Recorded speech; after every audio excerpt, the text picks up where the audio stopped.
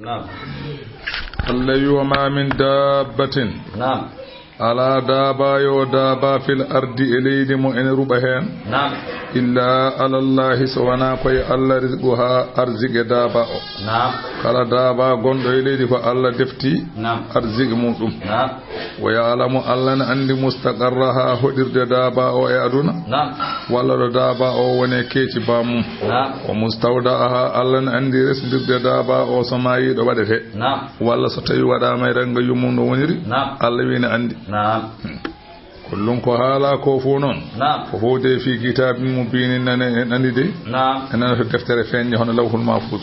mbi ko hode nan tun feññina wa huwa alladhi kanko woni on khalaqa as-samawati tagdo asman wal arda ilaydi tagi asman o tagi leydi fi sittati ayyamin e nder balɗe jeegom wa kana latinomo noon arsuhu al arsi makko ki qabla khalqihima ko ari leydi e asman tageede arsi makko o wonno alal ma'i koye ndiyam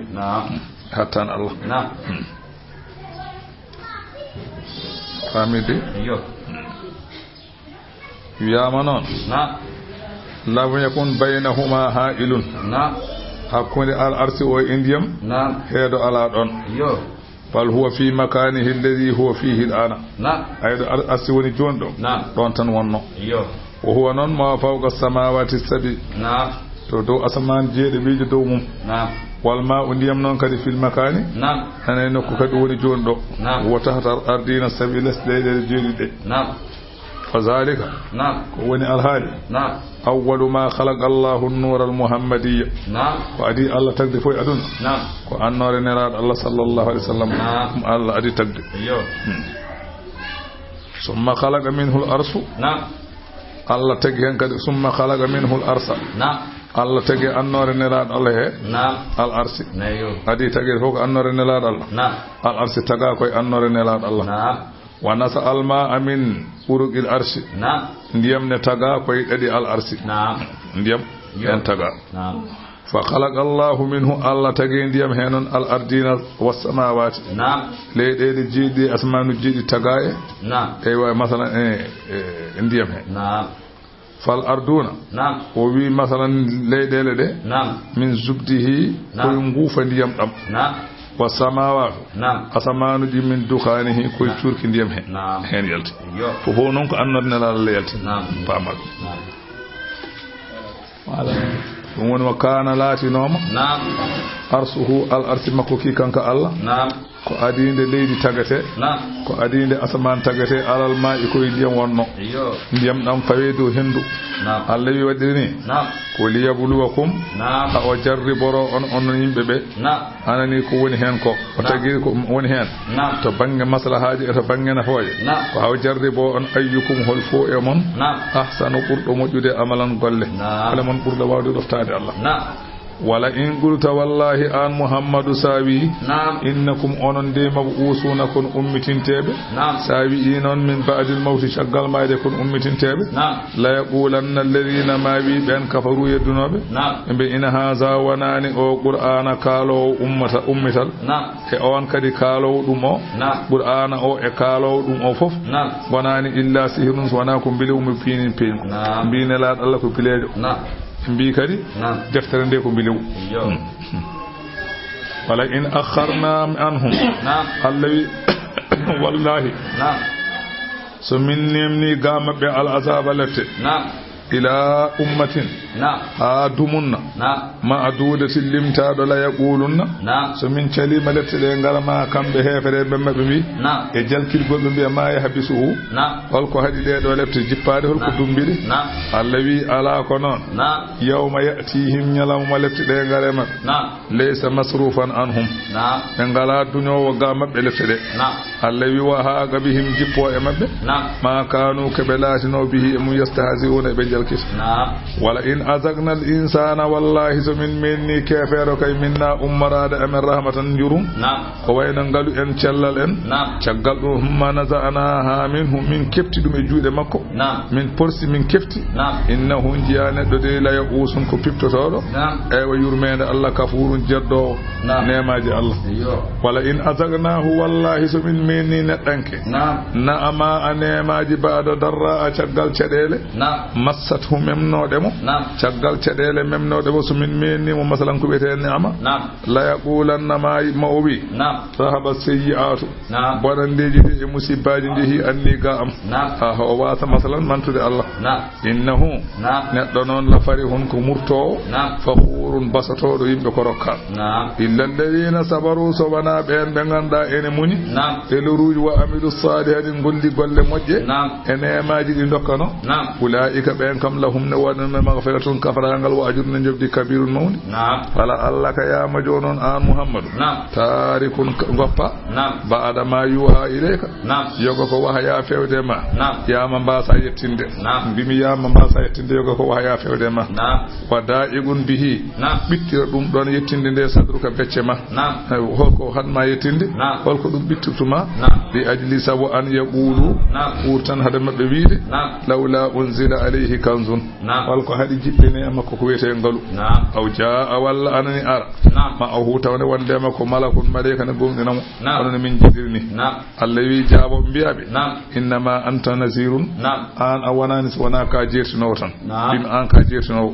e ka fala alayka illa al balagh an kay ala ko waddima so wana yettinde tan la itiyana bi maktarahu an awawa addude ko be biya addu ko awawa wallahu alla non ala kulli shay'in kalahu lahu wakilun Allah de ko deno fa yujazihim Allah woni to bowobe am daccuni yaquluna kambe heferebe biya iftarahu wonde ko pependida qur'ana Allah wi mbiidon ko pependida e mbi aha ko fa'atu wadde gadde bi asri suwarin ci moje sappo mislihi hono qur'ana tan taade mbiidon ko pependida qur'ana gadde ci moje sappo dom hono qur'ana muftarayatin taw ko pepidade ono ko mbiidon ko taw ko gonga sabu fa innakum arabiyyuna fusaha sabu onon kon arabe be kon fasintebe ono no wayni non tan dum non gadde wadu nodde mo ene walla on e dum manistada atum kala mo kattan don min dunillahi wa nodde Allah non Allah raha so nodde wodbe seydiniji ngala balla on in kuntum sadiqina bayde odon gogdi fa illam yastajibu lakum su on bibe be ngar be balla on se be notake e ko noddudon be ko fa alamu gande annama unzila ay ko jippina ko gande dum bi ilmillahi ko e gandal Allah wana ko ferinda so noddi jalangeji on noddi seydineji on ballo on addu Qur'an donki bi mbawa gande Qur'an ko Allah di dum kuntum la ilaha wa an ko woni fi la ilaha kando rewede e gonga ala illa huwa sawana kanko baddo jippinde Qur'an o tan haade fa hal antum muslimun yati odon jebbiro caggal dido hujjaji on jebbilta ko jebbile de fa hal antum muslimun on jebbilta ko ha Allah wi man kana on molati yuridul hayata dunya mo ganda muy tan ko gurdam aduna tan wa zinataha e cuudaji aduna tan dum tan yidi tan goddum yida Allah wi no waffi min timmina ilayhi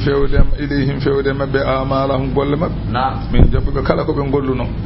ko wete mojjere ko wayna sedekeji en jokkere en damen fi ha aduna min jaanyana mo hen arjigi on kambe fi ha aduna he la yukhasuna be gustantaaga haydara ulaika alladhina be ngoni be ganda laysa lahum be ganda alana dumen fil akhirah al akhirah illa an-nar suwana jeygol ngala hunde suwana jeygol tan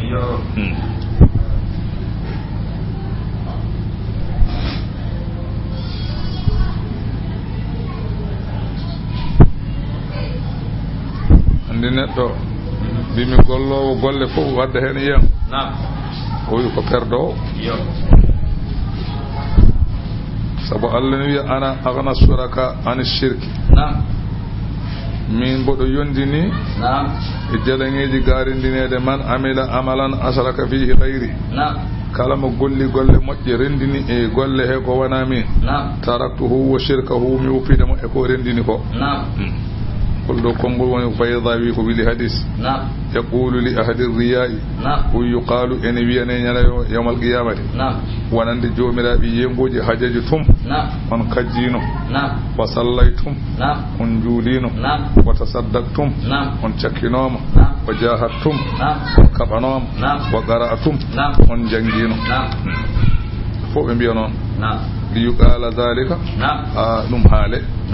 فقد قيل ذلك كسدم حالا نبي نو قال إن هؤلاء أول من تشعر بهم النار بيدو وني بجيغول أدو حبودهم من بجيغول أدو حبودي كوي غولدرو بي يمبوي taw ko juulannoɓe hoorannoɓe sakkornoɓe felannoɓe jihaadini jangga summa baka buka an shadidan o woyi noon bojji cattuɗi kanko Abu Hurairata nde haali ka haala qala sadaka rasulullahi nelaɗo Allah de gonɗi woni noon Allah wi man kana on mo laati yuridul hayata dunya walati muy tan ko gurdam aduna tan wa zinataha e cuɗaji aduna tan Allah wi no waffi min joɓa ilayhim fewde mabɓe amalahum golleji mabɓe ɓe golluno fo e moƴƴere min jabbaɓe fi ha e aduna kamɓe fi ha e aduna he la yubkhasuna ɓe gustantade haydara ulaika alladhina ɓe goni ɓe laysa lahum ɓe ganduɗa alana ɗumen fil akhirati illa an-naru so wona jeygol habida boni ma sana o ko ɓe golluno fi ha kala ko ɓe gonlanno lakara boni sabu mo jaɓetaake ko baadi ɗum boni kadi ma kanu ko ɓe laatino yamaluna ɓe golla Allah wi afaman kana ala bayyinatin kati on mo ganda ene wone peñƴi min rabbihi ummade joomum nelaɗo Allah walla julɓe walla qur'an wa yatluhu ene rewi mum sahidum ene gonɗina minhu ummorade Allah on ko jibrilu ko min qablihi ene ko adino annenide ene gonɗina qur'ana kadi min qablihi ko adi ɗum holɗum kitabu Musa deftere annabi Musa kadi ne seedi wonde oɗo annabi ko haala ko gonga den deftere noon imaman ko anani ko ardine wa rahmatan ko yurmede yeti oɗo kaman laysa kazalik ene nandi mo wayani noon jawab mum ko ala ulaika ɓe kay wonɓe hujjaji ene ndewi Allah ɓe yu'minuna bihi ɓe goni gonɗinoɓe qur'ana ɓe hey ko aljanna payi wa man yakfur bihi kala mo yeddi qur'ana min al ahzabi e pelle hefereɓe ɗeɗo fannaru jeygol maw'iduhu woni fodore mum ɗum noon falata ko fi miryatin oto laato aɗa woni e sikkitare minhu ummorade qur'ana koto sikkita qur'ana de innahu qur'ana alhaqqu ko gonga tabiɗɗo min rabbi ko ummorade e joome walakinna akthara an-nas ay ko heewi yimɓe noon la yu'minuna gona gonɗinoɓe qur'ana heewi yimɓe gonɗinta wa man azlamu ala ɓurɗo tonjeno mimman iftare e on pepeliɗo alallahi Allah kadiban fenade hol ɗum wiide Allah ene jogui ɓiɗɗo on kay ɓurɗo wawde fende ala ulaika ɓen kay yuraduna alayha ko ɓen goni ardeteɓe e yawmal qiyamati e dow ceygol anani wa yaqulul ashhadu malaikaji ceedantonoɗe annabaɓe jettini ene ceedo e dow hefere ɓe jeddi malaikaji ɗi mbiyaɓe ha ula illadina ko ɓeɗo goni ɓen ɓe ganduɗa kasabu fennoɓe ala rabbihim to jomumen ala ko noon la'natullahi kuddi Allah kay woni ala zalimina e hefere alladina no ɓen hefereɓe ɓe ganduɗa yasudduna ɓe ene faddo an sabilillahi ga diine Allah ko yabghunaha ene ɗabba diine o iwajan o ñaare kañumen kay bil akhir al-akhira kaya kafiruna ko hefereɓe ulaika ɓeɗo kay lam yakunu mu'jizina ɓe wona daɗoɓe Allah fil arde leydi wama kana lahum alanaɓe min dunillahi ko wona Allah min awliya ɓe ene kaɗa lefte ɓe ngala haɗanoɓe ɓe leftede yudaafu ene sowane lahum wonande ɓe ala zabu lefte sabu majjinde ɓe woɗɓe ɓe wona kamɓe wona kamɓe ɓe majjini woɗɓe nde kay ɓe cowante wala Allah wi ma kanu yastadi'una sam'a ɓe laatanoki eɓe keɗo ɓe laatanoki eɓe kattani heɗade gonga Allah wi wama kanu ɓe gonano kadi yubsiruna eɓe jiyanno gonga ɓe jiiɗa gonga eywa elle ɓe kattanani heɗade gonga ulaika alladhina ɓe goni ɓen khasiru pertuɓe anfusahum koye mumen bi masirihim ila nnari sabu wattindeɓe fewde ceygol wa dalla wirnima kay anhum ga maɓɓe ka ma kanu keɓe laati yaftaruna ɓe pefiɗo e Allah la jarama ko gonga noon annahum ɓeɗo kay fil akhir l'akhir humul akhsaruna ɓe mbiyete pertuɓe inna alladhina amanu ɓen ɓe ganda ene gonɗini Allah noon wa amilu salihati dutti golleji moƴƴi wa akhbatu an kanti jankini kuɓili dutti ila rabbihim fewde jomumen Allah wi ulaika ɓe kay ashabul jannati ɓe goni yimɓe aljanna hum kamɓe ɓeɗo so ɓe naati toon fiha to aljanna to khalidun koɓe sasoɓe jaltata masalu sifa noon alfariqayni pelle ɗiɗi e sifa fedde hefereɓe e fedde julɓe sa ɗiɗi andude tindungol kal ama wal asammi neɗɗo gumɗo paho on woni kefeer o wal basiri wassami jiyowo nanowo o wiyete julɗo jiyowo nanowo emo yiyata nanata ha ɓe hal yastawiyani masala ɓeɗe pottindol ɓe ko yeru goto on yiyane nana o yiyata nanata ɓen nandi Allah wi afala tazakkaruna ko waɗi mbaccoɗon gandon ɗum Allah wi wala gar ko gonga wallahi arsalna nuhan min nelino nuhu ila qawmihi fewde yimɓe mum min mbi nuhu yo wi yimɓe makko o wi inni lakum min wonande on nazirun komi jertino mubinin peññinɗo jertingol holko neɗami Allah ta'budu wonde hoto on ndew illa Allah so wona Allah tan ɗum nelami mon mbiyami jomi wi on hoto ndew so wona Allah inni no min akhafu alaykum mboɗo huuli e mon so on ndewi ko wona Allah azaba lette yawmin ñalawma alimin mus fa qala al mala'u alladhina kafaru tental ɓen jeddunoɓe min qawmihi e yimɓe makko kanko nuhu ɓen mbima naraka an kay nuhu min jiyanima kay illa basaran mihlana min jiyanima so wona ka ɓandiyanke hono no min mbayni tan mbaɗa an kay wala fadla laka alayna ala ko ɓurɗa min haydara bimina ma naraka illa basara mithlana wa ma naraka min jiyanima kay ittaba'aka en rewi ema illa alladhina sawana ben hum kanyumen be ganduda araziluna woni jasde amen burbe jasde amen ko ben rewema rewema wonyo sañoɓe en sakkeɓe en ɓen ndewema ñeñɓe tan ndewema ɓe ganduɗa baadi arra'yi walla baadi yarra'yi baadi arra'yi walla baadi yarra'yi looɓe peeje ɓe ganduɗa peeje mumen ngala ko goni hay hunde ɓen min jiine nde wi'ema o ma nara lakum min jiyani ene waɗoɗe on aleyna e dow amen min fadli ɓural saka kandon rewede ala ko ɓurɗon min saka ndewe ɗon ɗiɗo hujjaji tati eywa ɓe kujjini e dow nuhu mbi nuhu a ɓuɗani min haydara sabu min jiyani ene rewema so wona ɓurɓe jasde amen min jiyani kadi wonko ɓurɗa min balna zunnukum ɗaccuni emin cikki on ni kasibina ko on fende e ko mbiɗon ko Allah nili on ko ɗiɗo hujjaji tati tawe makko ɓe mbimo aywa ɓe mbimo wonde an a handani rewede min cikka ka penɗo ni jonnomo jaaboɓe haala kanko nuhu o wi ya qawmi yimɓe am ara'aytum kabre kam in kuntu ala bayyinatin so tawi mi woni e penji min rabbi ummade joomam wa atani rokki kam Allah rokki kam rahmatan yurmede ona annabagu min indihi ummorade e mum fa amiyat suuɗima aleykum e mon annabagu ngu on nokki ɗum yiide Allah haɗi on yiide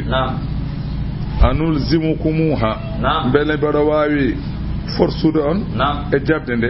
mboɗo wawi ñimnude on jam mi wawa tawde kay Allah hollani on ko wone am ko mi wawa wiide ma nde wone am kay hayso mi wi noon no gasata wa antum laha taw onon wonande hunde nde kaari hunde oɗon gañi o wi la nagdiru ala zalik min mbawa min mbawi ko haalande on so Allah wumni on noon on jiyani min mbawa forsude wa ya qawmi yimɓe am la as'alukum alayhi mi ñaagaaki on e ko gollanmi ko andi iskaf woni ko sakke tan waɗoɓe paɗe mi waɗoɓe paɗe nde wonno ko ɗum woni aada Allah e tagore mum annabi yo wali yo arwande ɓe ene ngaɗo rewde mum fof ko yimɓe ɓurɓe loode yimɓe ɓurɓe loode ko ene miskineɓe en ɓen kewi adade rewde joomum miskineɓe en yimɓe ɓe ngala doole ɓen kewi rewde mum ɓen kewani ɓen nani sabu koyen mawnikinta ko rewde jontaɓe ɓe noon ɓen kewi salade ha ɓooya faami bimi waliyu e annabi fof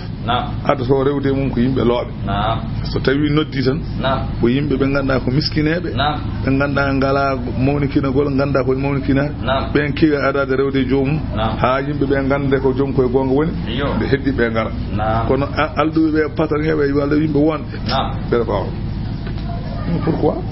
on dit ça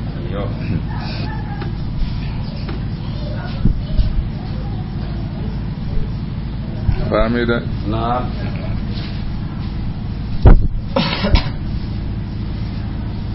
ويا قوم يمبي لا أسألكم عليه من ياغاكي أن إفو كالا مكودي نعم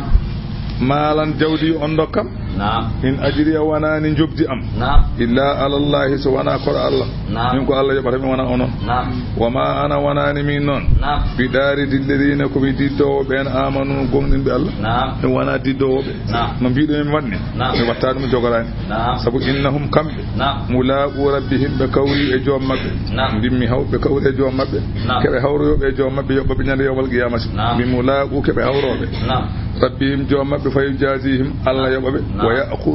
ويخذرهم نعم ممن ظلمهم نعم والله ويأخذ لهم نعم الله نانغانابه نعم ممن ظلمهم اون تونيودبه وداردهم رديبه نعم كلا تونجوبه رديبه نعم ما الله نانغوي دum nyande yawmal qiyamah نعم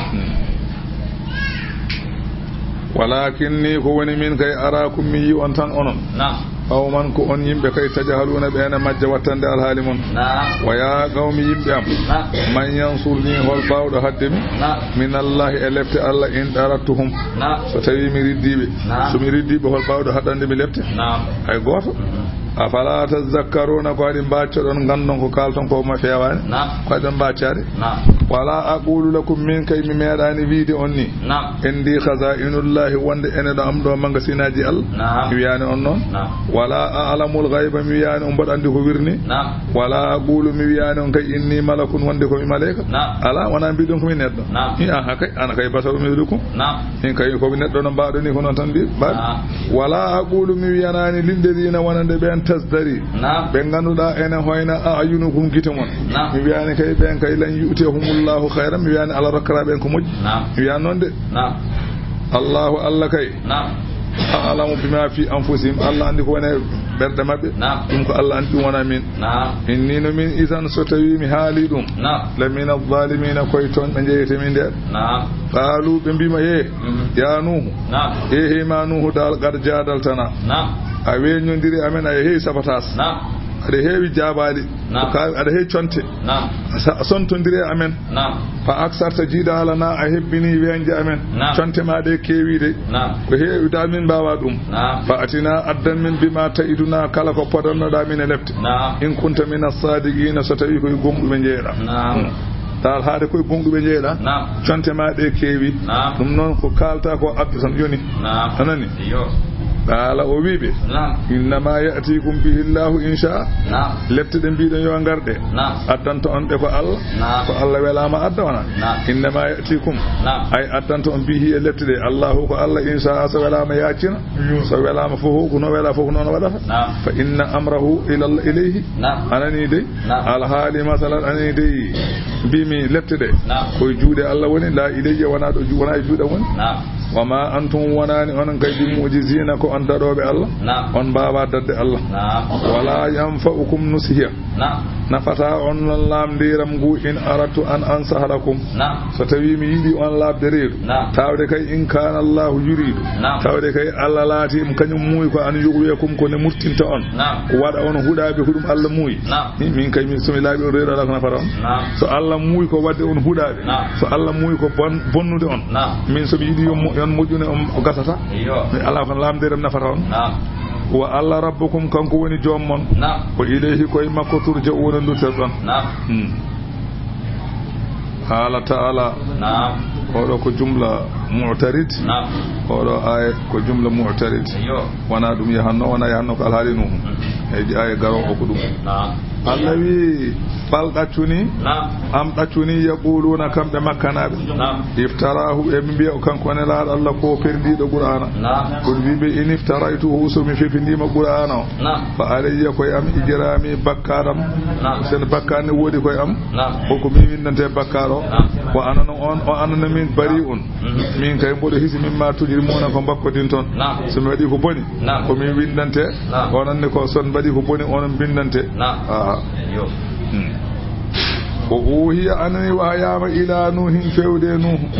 أنه كون في لن يؤمن جبراني قوم إن من قومك يمما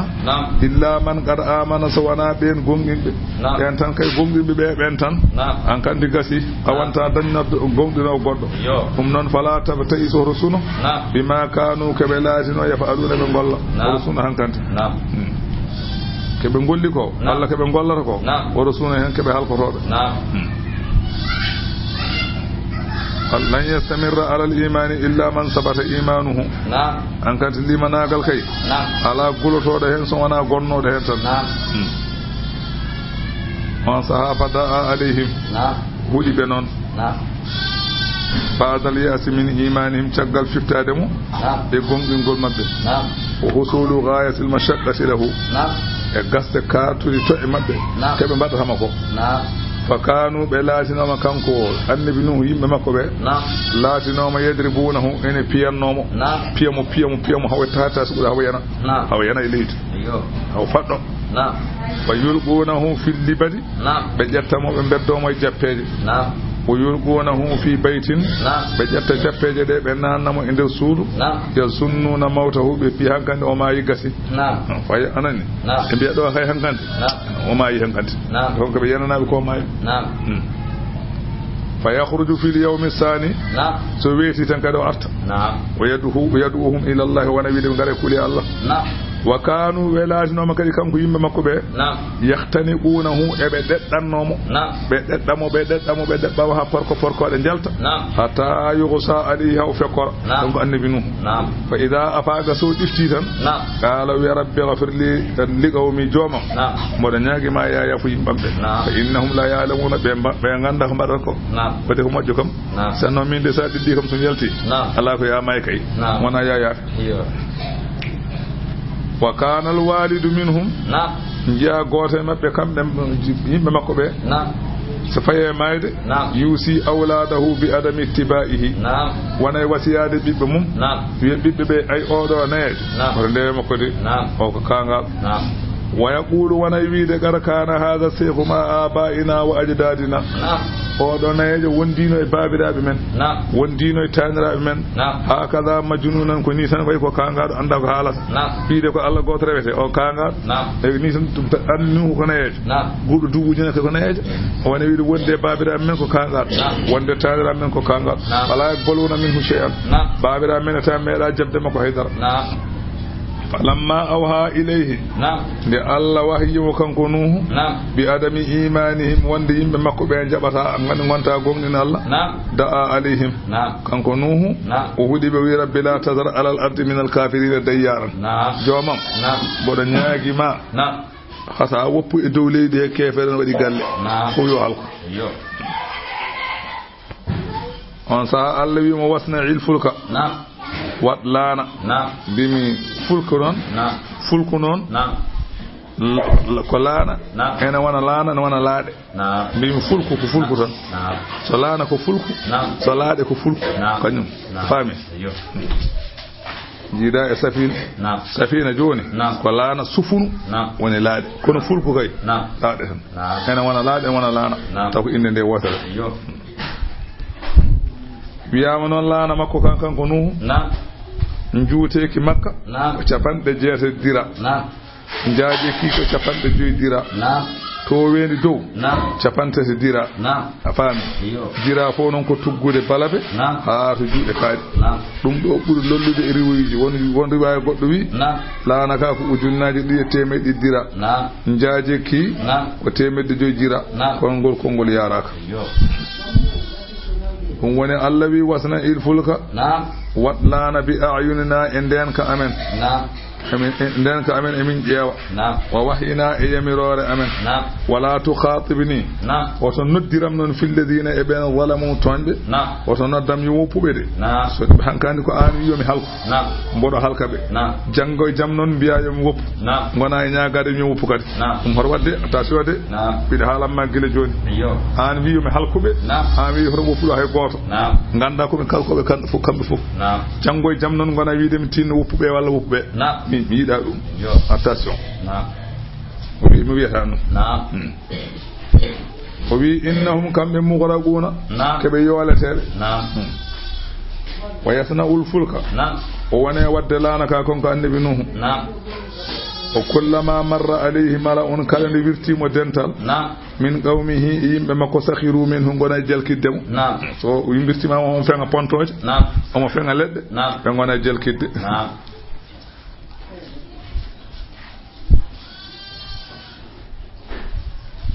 faamide ɓe gona e jalkiddemo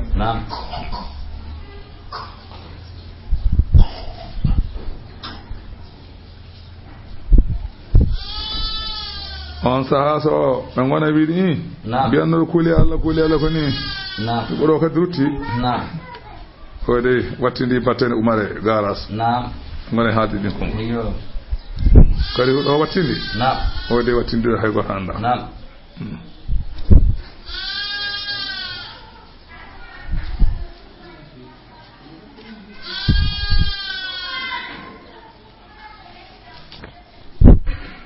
wiyama noon laana ka o adi ko awde leɗɗe o aawi leɗɗe e duuɓi temedere o reeniɗi o soppi leɗɗe ɗe duuɓi temedere omo fewna laana ka omo feŋa hakkunde feŋde e seede e rendinde alluji duuɓi temedere joni noon ɓe mbatti wirtade mo omo seha caggal nde o aawi hande o aawi nde kam ɓe ganda o yahanno ni joni noon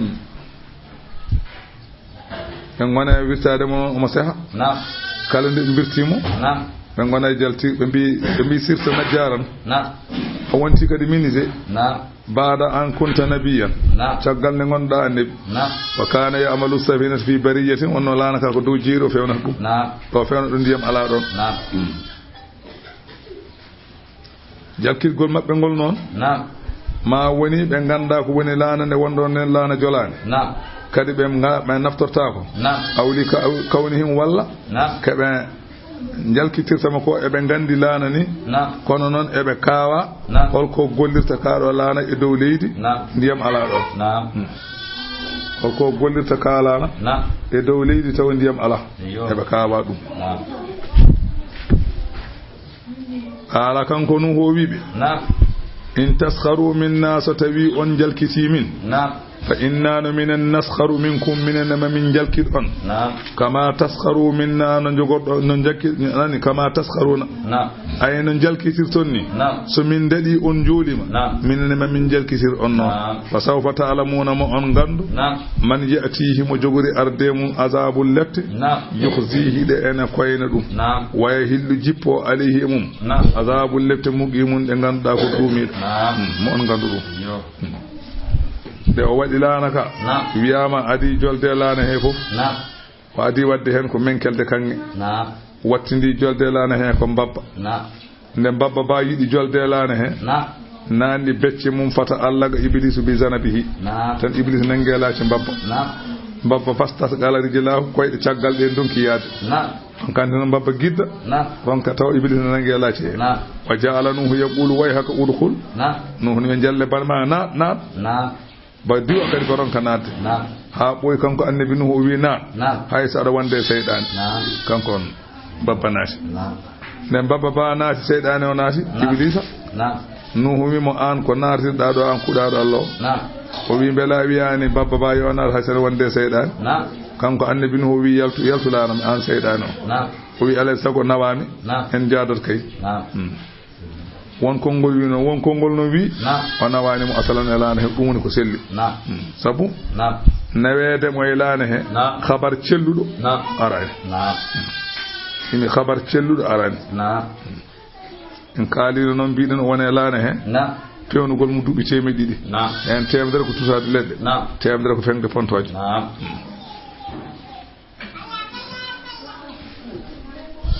Allah wi ida jaa amruna so tawi ari yamirore amen e halkude ɓe nde wa faara ɓuliri ndiyam attannuru to fuuru so tawi ndiyam iwri to waañ joom suudu annabi nuhu woni maande makko kanko annabi nuhu wonde hankanti ndiyam ma Allah wi gandirta ndiyam kalko jam ɗam ari ko joom suudu ma wona to waañ mum ene saggini battade na yiye ndiyam ummoro toon ndiyam ɓuula e waañ he andi waañ kam wona ɗum aada yarno ñande joom suudu ma o yi ndiyam ne ɓuula e waañ he fof gande hankande alhaali ko mbinomi ko yonti ɗum woni o faara tannuru ndiyam ɗam ɓuliri to fuur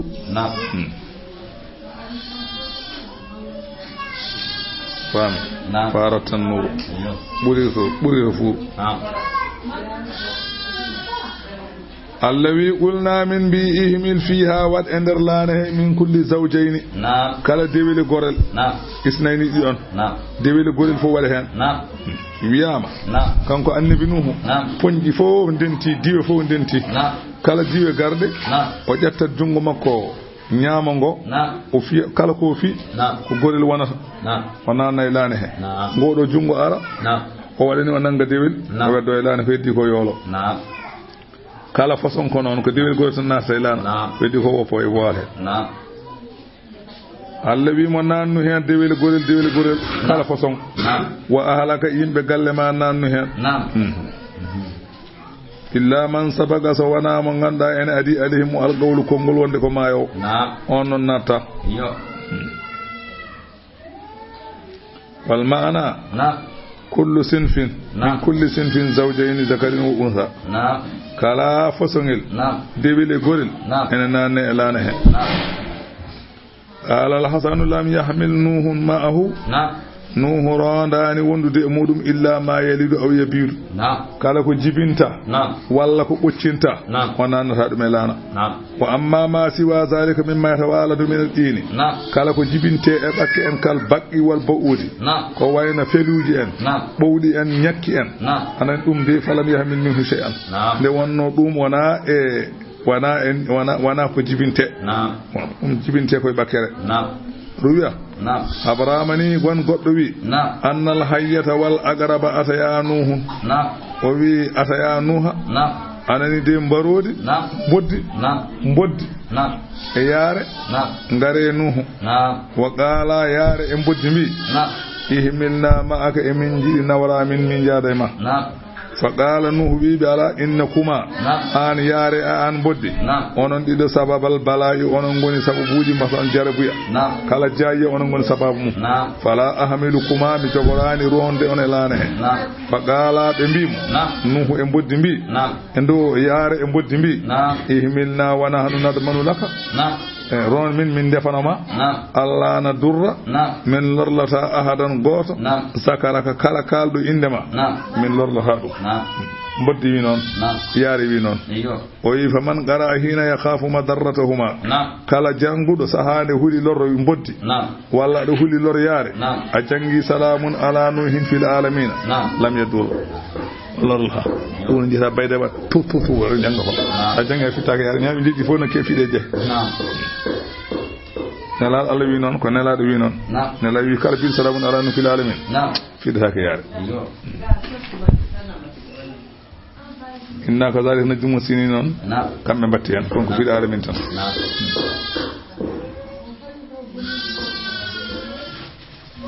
mbiɗen wo fara tannuru so tawi ndiyam ɗam fasiri to banggue fuuru so ɗam fasiri to nder fuurto mbimi qulna min mbimo ihmil fiha ɗum woni ida jaa amruna so tawi ari yamirore anani yamirore amen e halkudeɓe nde o faara ndiyam ɗam fasiri o faara tannuru fuur fasi so tawi fuur o fasi ndiyam Allah wi qulna min mbi ihmil ron o anani de so nde fuur o fasi nde alhaali halkudeɓe nde yonti وفار التنور فور فسديم قلنا من بي إهمل فيها ود اندر لانه من كل زوجين كلا ديدون كلا فصمون ديدون إثنانني ديويل إغوريل إثنين ديدون كلا ديويل إغوريل زوجين ديويل إغوريل إثنين ديدون وأهلا كان بدا هني بقلما إدما إرو من إدمون إلا من سبق عليه القول سوانا من غندا يعني أدي من كونغول وندك كال كتوا دو كاني إدم سورم أنهم كان أنا بيم أن كم كمايو إدم سورم أو دفوق كمايو ومن آمن إكلا قوم إن الله نوردم وما آمن ما هو نقوم إداني مثلا النبي نوح إلا قليل سوانا سيد بياما كنجيكم ورد إنجيكم ريو ونفي بدن دانغ كوانا لان هكو شفان نجير نب شفان نجي غوركو شفان نجي دب وقال نوح وي اركبوا فيها بقد إلانه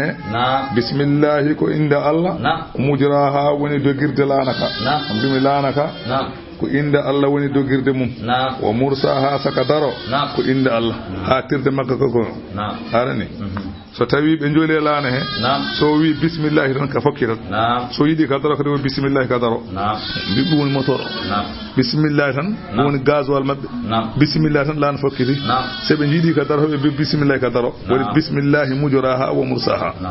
dogirde makka ko bismillah daro de makka ko bismillah gasi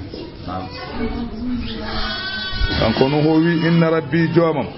la ghafurun ko jafato de rahimun jurmato haythu lam yuhlikna sabu Allah halkani en allazi wa hiya lanaka tajri bihim ka dogday mabbe kambe yimbe be fi mawjine bempejje de mawnu golmun en to golmun kal jibali foti ko kaaji non bempejje de poti ruya anna Allah arsala al madara habarama non Allah tabaaraka wa taala wonedi tobo balde capande nay e jammaji mumen wa خرج الماء كد من الارض ndiyam kadi iwri leydi ene bula ndiyam ne toba siltani balde capande nay ndiyam ne bula balde capande nay nattani arde woni Allah wi fa fatahana abwaaba samai bima in munhamir min udditiri damude asama den ndiyam baajoto dam wa fajjarna al arda uyunan min uccide leydi e dendangal cewle fu min uccide kala sewde wonnode aduna he yemana yaltinde ndiyam fal tagal ma ndiyam dow e ndiyam les hawri ala amrin qad qudira al hali qudira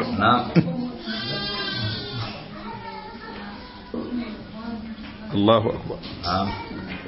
wartafa al ma'u ala jabalin ndiyam yi ha woni dow hayre dow kala hayre tonde no towiri fof ndiyam non towti dow mum wa adwalahu 40 zira'an kala hayre ko towi ndiyam dam burta dum fodde capande nay dira dow hatta aghraqa kull shay'in handiyam dam yoli kala ko hoyolho ruwi annahu lamma kasura al-ma'u fi as-sakki khafat ummu sabiyin ala waladiha o windi ndiyam dam heewi hankande e dendangal hankande gudde en e dendangal hankande wimboloji ndiya yummum cukalel goto ne jogino bingel mum ene jogino bingel wana cukalel non nde wonno kambe andi guurowo duubu ujunere on jaarowo e duubi capande nayi ko haydare mum wona eyyi ko dum be biya cukalel ko wana cukalel kam sabu hade mabbe halkede duubi capande nayi rew mabbe jibinani hade Allah yurmade be ne wonno so cukalel woni hen tan Allah yurmo dum Allah ko mojj dum non duubi capande nayi hay debbo goto jibinani tan kadi ko sagata won hona eyyi jonon yummum cukalel ngel kana tuhibbuhu hubban shadidan omo yidi suka ono feewi o yaltide suka o ilal jabali fewde hayre wotere wonno don kanko suka o be dogi habe kebi tata bala hayre de be dari ndiyam dam tawi ton o bamti hawa hebi tata bal dimmal ngal o dari kanko bi ko ndiyam dam tawi don mo ji habe dari do hayre de ndiyam dam tawi ton hankanti ndiyam dam tawi ton e bula ha ndiyam dam are dane makko kanko debbo o jetti biddo o towni dum jungo makko nangiri ni ndiyam dam tebbiti biddo tebbiti mon kanko ka fo pay ndem en joli o wiñane hen walaw rahimallahu minhum ahadan la rahima umma sabi sannatan Allah ñane hen won mo yurmoto non mo yurmo odo kono non ñane hen Allah feñirande inde rahman de ñane hen wonande o feñu inde mun tabi mo yurmo taw hay goto ñane woni non o wi ay wala yunafi ma taqaddama min annahu asabahum ummu wana en jangi non wonde be kebi wonde rew mabbe ngoni rimarbe duubi capande nayi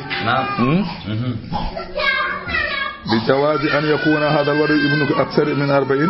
يعني جنتل بيدو تو داني دي شفنا ولا خبر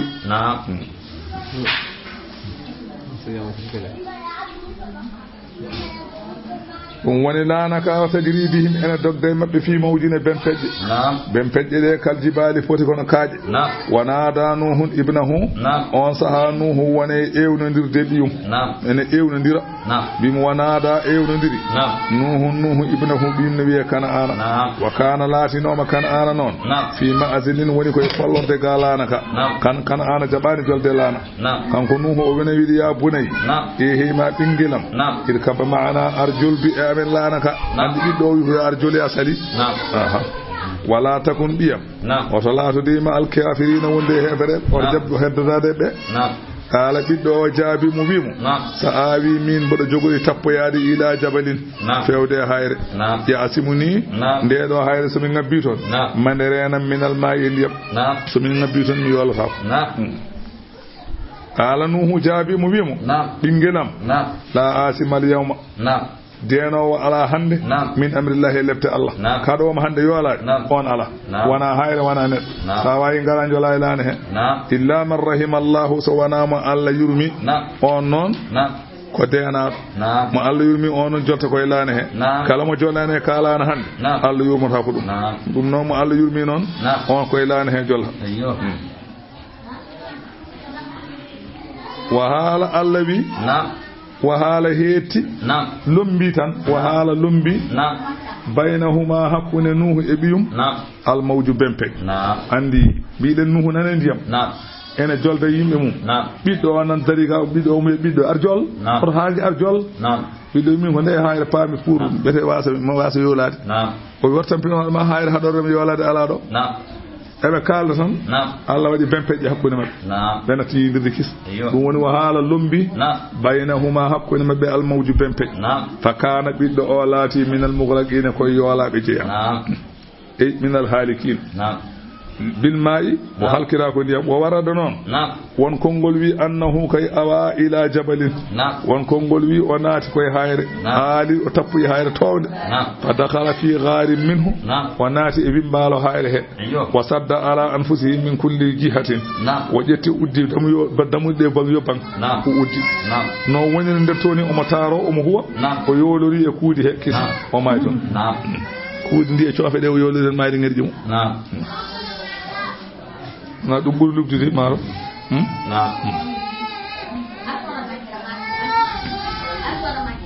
wakila wiyana ya ardu on sahawi ya ehe ma leydinde aduna fo halka ha gaseran Allah wi leyd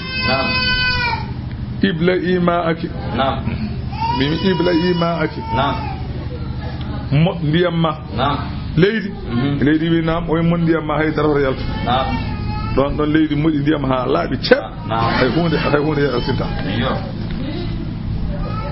an kanti ha heddi ko woni calli ko heddi calli heddi maaji dum heddi no dog ayawal qiyamati ko wana cangol wana maayo fof dum mo leydi mudi halaji allawi wa ya sama'u asaman aqla'i hankanti jogito ndiyam ma hankanti o tobardi hay tobbel horme simte leyde don asaman nangi tobo hay tobbel simta ko ghida usdemna alma ndiyam wubudi al amru nyaawa al hali hankande halkede bende wastawat lanaka dari alal judi e tunde wotere ni wi judi non nana hedde mu wassal no ko woni ko nder yaman ton judi woni lanaka ko don dari no ko yaman leydi ni wiye joni yaman ton wonno ay do capital mabbe wondo ngon wuro adi wontude aduna he fof capital yaman o do woni hande do dendangal adu fo ngol wuro adi deftade ni san'a il yaman fa dakhaltuha khawiya li fadi jom maga wono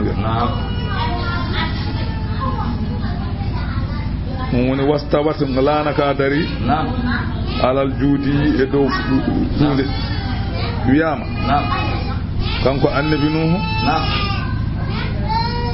o jippo yi ko nyande sappo haran be koori cappo ɓe koori annabi nuhu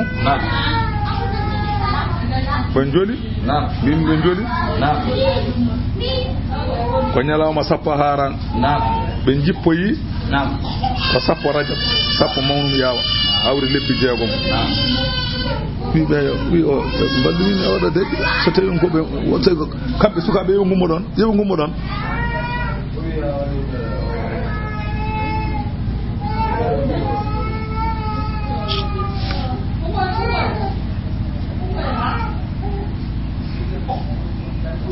a faamde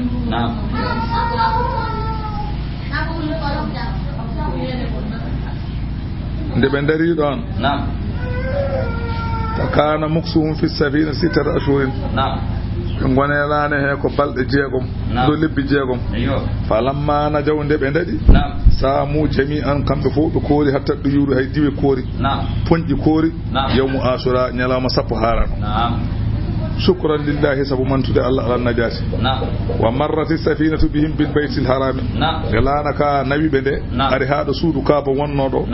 lana ka wangi suudu ndu laabi jeeɗiɗi taw suudu kam yeehi fayi dow asaman kono nokku mayruɗo ndu wonnoɗo lana ka wangi ɗon laabi jeeɗiɗi Allah ƴetti hayre nde noon hajru aswadu waɗa ɗum hayre wotere wiya jabel abi qubays toon hayre nde moftoya nde وورد نوح أنه حمل أباه آدم معه في السفينة ونبي نون دو يحر إلان هنده كانكو بابا آدم ونوري قبر مودم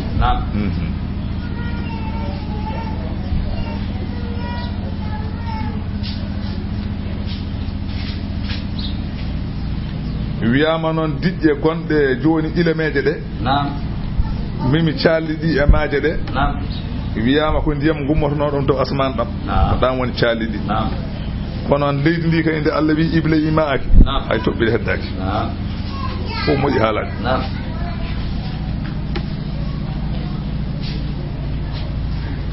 joni noon mbimmi ko duunde wotere nana to Iraq biyete ko juudi koto nder Iraq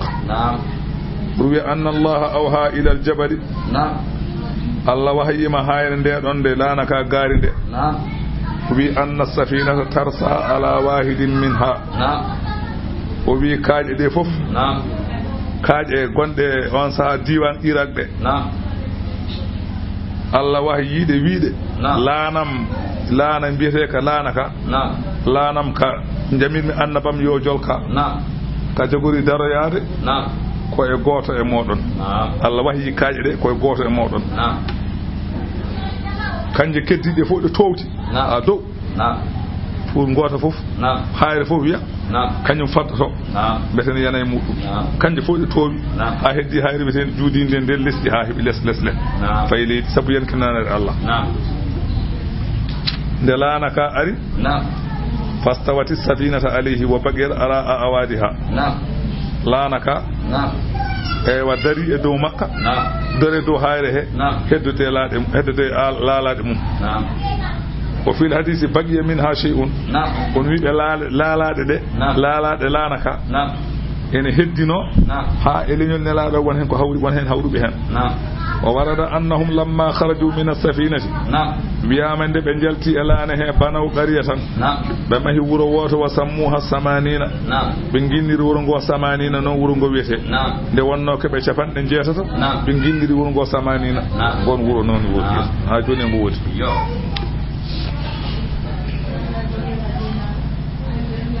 wa qila wiyana buudan halkare kay lil qawmi zalimina wodani yimɓe hefereɓe wa naada nuhun annabi nuhu noddodiri rabbahu joomu annabi nuhu wone noddude Allah fa qala o wi rabbi joomam inna bini ɓiyam biyeteɗo kana ana ode min ahadi ko yimɓe gallam jeeya tewel haalu a fodanino ɓen ma andat wo inna wa'adaka mboɗa andi fodore ma noon alhaqqu ko gonga koko tabiti firtotako wa anta tewal haalu an ahkamul hakimina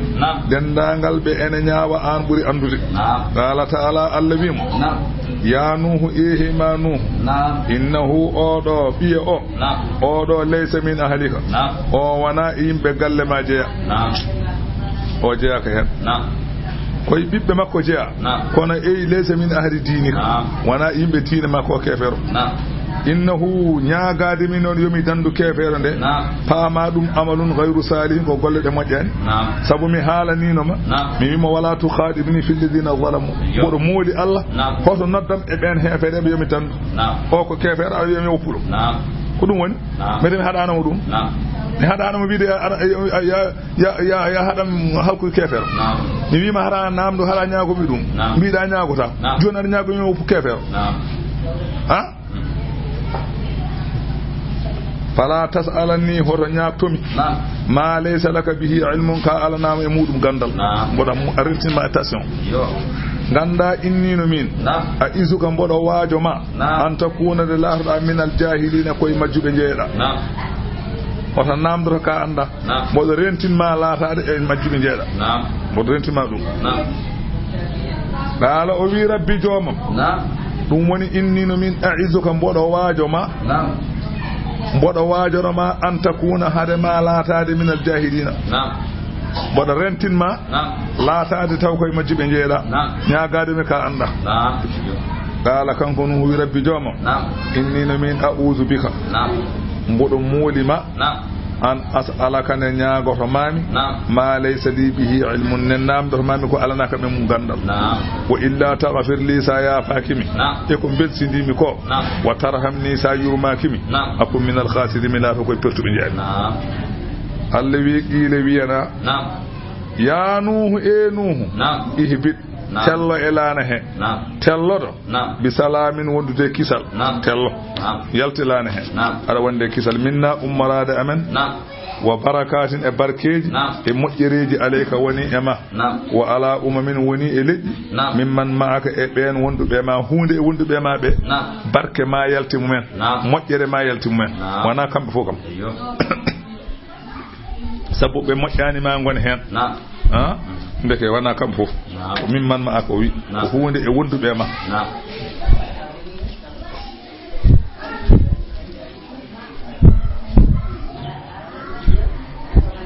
tul benen hen ha yawmal qiyamah hefere men ha yawmal qiyamah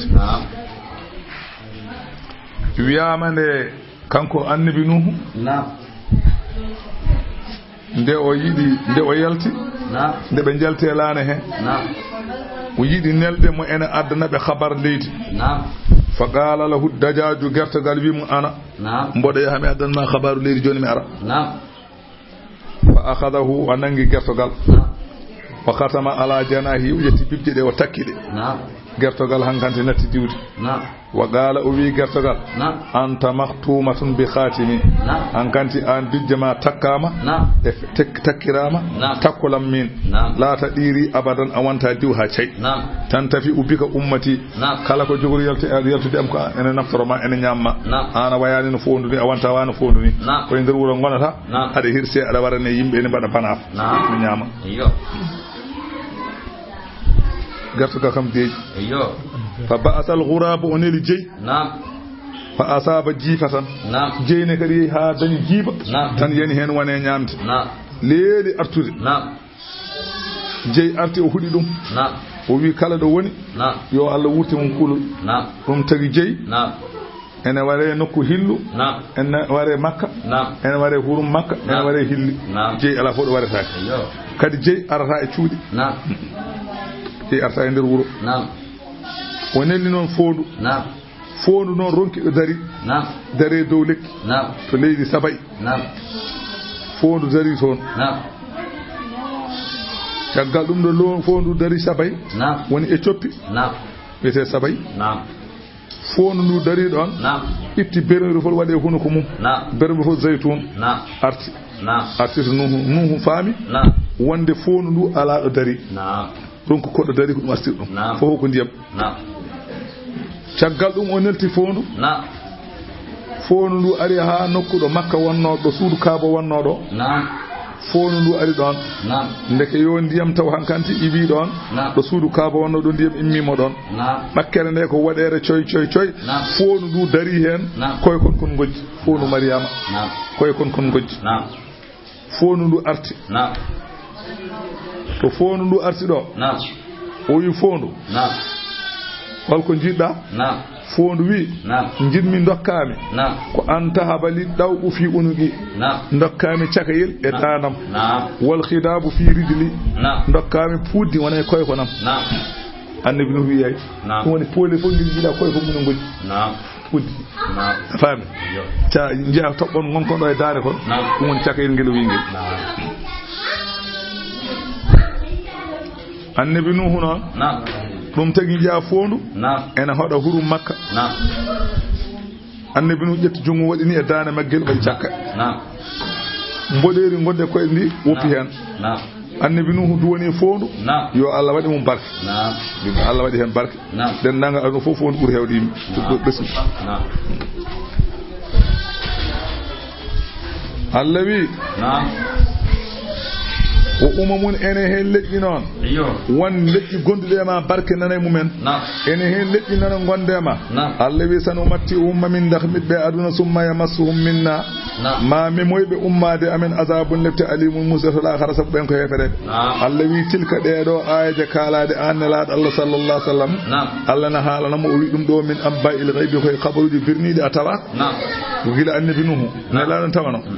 Allah wi ɗum noon nuhi ha emin mbahyo ɗum ileyka fewdema sabu ma kunta ta'lamuha ala to noki ada andi ɗum antana an wala qawmuka yimɓe ma ɓe gandano ɗi qissaji wa min qabli ko adi hadha qur'an ko gandano an anda yimɓe ma gandano ɗum noon fasbir muñ yettin